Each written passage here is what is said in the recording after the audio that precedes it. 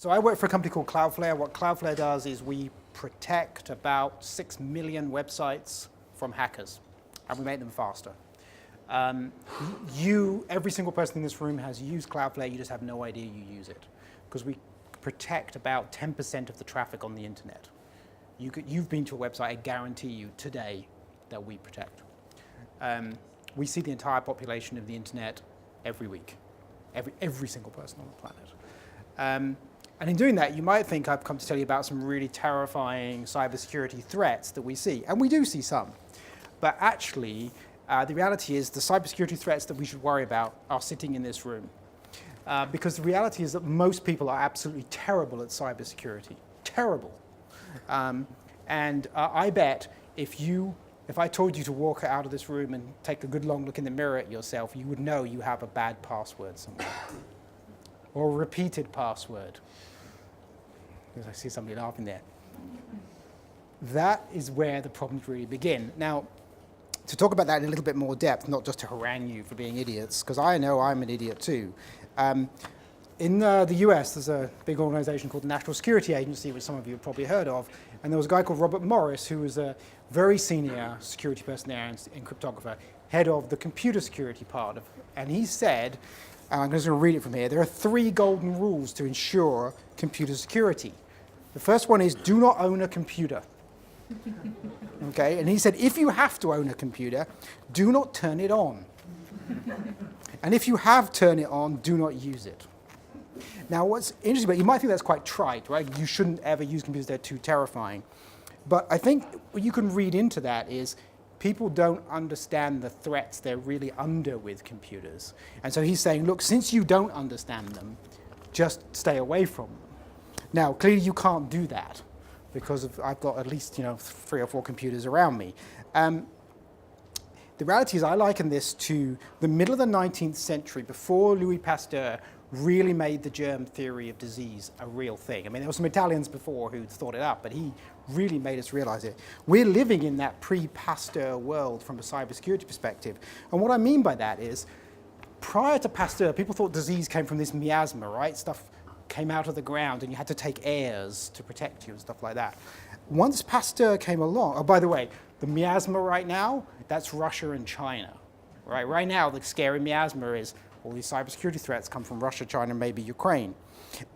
Prior to Pasteur, and then Lister, of course, not very far from here, the Lister hospital, it was suddenly realized some of the mechanism, and people suddenly could actually take simple precautions to protect themselves. Suddenly we realized that some diseases were contagious by touch, by sneezing on people, and stuff like washing your hands and not drinking crappy water would actually protect you. The thing is, we are in a situation right now where people don't understand the threats, therefore they're not educated, they can't actually protect themselves successfully. And what happened before Pasteur was, well, what did people do to protect themselves? All sorts of mystical stuff. Snake oil, going to see witch doctors, and other things. Well, there's a tremendous amount of cyber snake oil right now out there, a tremendous amount. And I thought it might be interesting to try and figure out how to spot it. So how do you know you're in a pre-Pasteur cybersecurity world? Military-grade encryption. Anybody who ever says military-grade encryption is full of it. And the reason they are is even the military wouldn't buy military-grade encryption because they've got standards for what they mean by that. They'd never buy something that says military-grade encryption. Even worse than that is bank-grade encryption. That's even worse. Do you know why? Because if you walk into a bank and you try and rob it, they will just literally give you money and make you go away. That's a terrible standard. Anything that's unhackable, it's not. Anything that involves artificial intelligence. Now, that's not to diss artificial intelligence. There's a tremendous amount of work going on there, especially relevant to high performance computing. But the people who sell artificial intelligence cybersecurity solutions, what they usually sell you is a piece of really freaking expensive software and an even more expensive consulting project. And at the end of it, they'll tell you, synthesize you some results. And lastly, I would say pretty much anything advertised in airports. If you're walking onto a plane and there's a big sign for cyber mega solutions, don't buy that. Cloudflare doesn't advertise in airports, thankfully. Now, to go back to the education thing, I think what people tend to do with cybersecurity is it's very scary, just like the germ theory of disease. It's terrifying. Where the hell does diseases come from? So they tend to do the wrong thing. And it's a bit like you walk out of your house, you lock the front door and you've installed really high security locks, and you leave the bathroom window open. And opportunity makes steep. People will find a way, and the equivalent to that is your banking password is a load of old rubbish. You repeat the same password everywhere. I think the single greatest threat we face is email. That's because we are trained to click on things in email. And we do it all the time, unthinkingly. And if you think about your email, if you have a bad password on your email, and I can get into your email, or guess what, you hand me your phone and you have a really bad password on your phone and you've got your email in it, I can probably take over your entire online life. Because every single website allows me to do a password reset to get back to email. So if you do one thing after this talk, before the starter is go and change your email password, because it's a really terrible thing. Phishing attacks where people send an email to companies to get passwords, they're real. It seems dumb because people always want to talk about exciting attacks. It's not exciting at all. It's you were tricked into handing over your password, and lots of people fall for it. I'm sure I could fall for it too, because they can be very sophisticated. So if you do something, please close the bathroom window, i.e. make sure your passwords are really good. If you have the option, use those two-factor things. They send you a message, you have a token, something like that. That really does make a difference. It doesn't completely protect you. It doesn't completely. For example, I once received a text message from Google saying, there's a problem with your email account. Could you text us back the next number from Google Authenticator, the next number from your token? Literally asking me to just hand over the token. So obviously somebody was trying to break into my account. All right, let's talk about some other things other than passwords. If you plug something into the internet without a firewall, it immediately gets attacked. And I'm not joking about immediately. There is a sort of internet background radiation of people constantly scanning for stuff.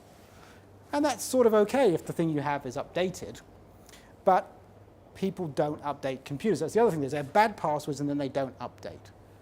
And the problem with this internet background radiation is you might not have updated. The effort for you to update is something you actually have to take the effort. For the attackers, the effort is zero. It's all completely automatic. And this happened to my father. He plugged in a computer directly, took down the firewall on NTL, and then about a month later said, why is my computer so slow? And we just threw the hard drive away in the end. So please update things. And this happens to consumers and businesses all the time, all the time. And one of the really scary things right now is the Internet of Things, which is an awful name for something. But the Internet of Things, the reason the Internet of Things is so terrifying is not because there are millions of devices, all these kind of things. It's because people don't think of them as computers.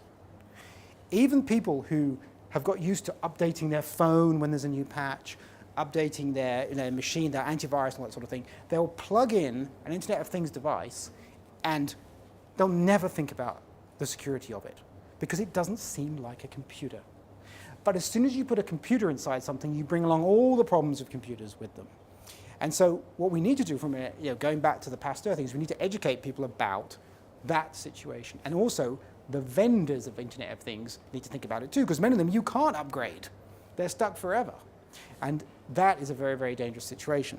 So, I hope I've scared you a little bit. So, good passwords. Update your machines. Shut the bathroom window when you go out, because that's how people will get in. And to leave you with a story, you think, okay, he's telling me all this. I'm sure he doesn't have bad passwords.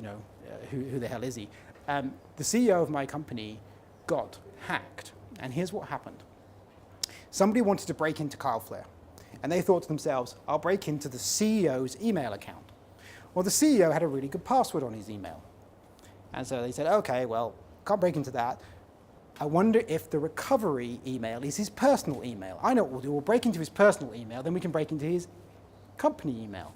Oh, but on his personal email, he had two-factor enabled. He had a thing where you had to call and repeat a number.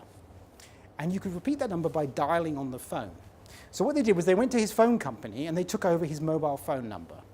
They just called the company and pretended to be him. And what they did was they redirected it to voicemail. And then they recorded on the voicemail the tones of the phone typing in the right number. And so Google called his phone, the answering machine answered, do, do, do, do, do. Oh yeah, he's authenticated. They took over that account and they took over his account. That's what I call a sophisticated attack, and that's the sort of thing that will happen if you are really disliked by somebody. But you're probably not really disliked by somebody, and you probably have a really bad password, so please change it. Thank you.